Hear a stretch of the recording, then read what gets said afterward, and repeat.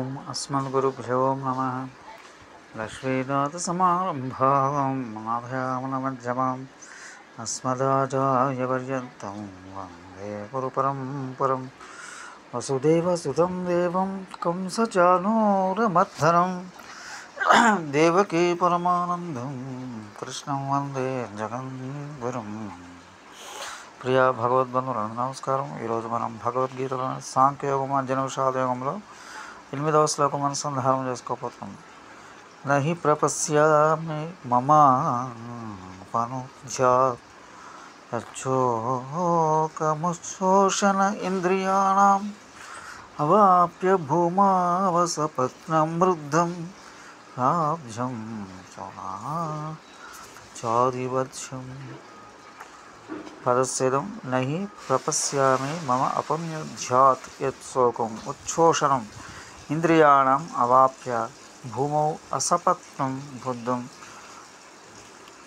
వృద్ధం రాజ్యం సురాణమపి చ ఆధిపత్యం. హి ఎందుకంటే భూమౌ భూమియందు అసపత్నం నిష్కంటకమైన వృద్ధం ధనధాన్య సంపన్నమైన రాజ్యం చ రాజ్యమును సురాణం దేవతల యొక్క ఆధిపత్యమును అవాప్య అపి పొందుయు యత్ ఏదైతే మమ నా యొక్క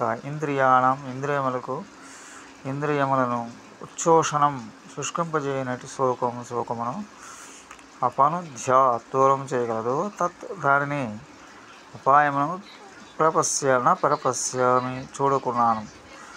ఈ భూమో అసపత్నం వృద్ధం రాజ్యం అవాప్య సురాణాం చాపి ఆధిపత్యం యత్ మమ ఇంద్రియాణం ఉచ్ఛోషణం శోకం అపనుధ్య న ప్రపశ్యామి.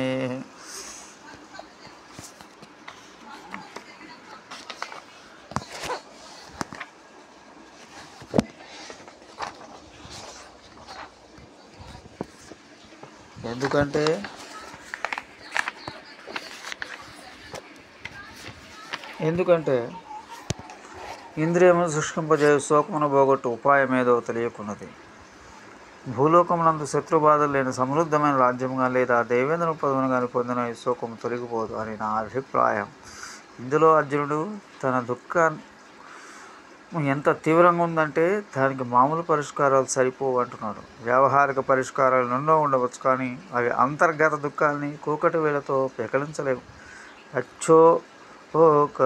ఉచ్ఛోషణం ఇంద్రియాణం. ఈ శోకం నా ఇంద్రియాలు దహింపవేస్తుంది.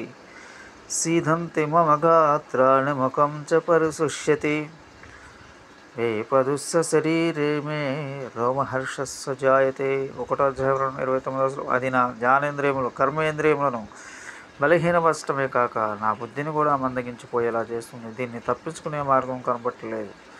దీని నుంచి మమ అపనుధ్యాత్ నాకు దీని నుంచి పారిపోయే మార్గం కనపట్లేదు. లేదా ఒకవేళ ఇప్పుడు తప్పించుకున్నా మళ్ళీ నన్ను ఈ శోకం పట్టుకునేట్టు ఉంది.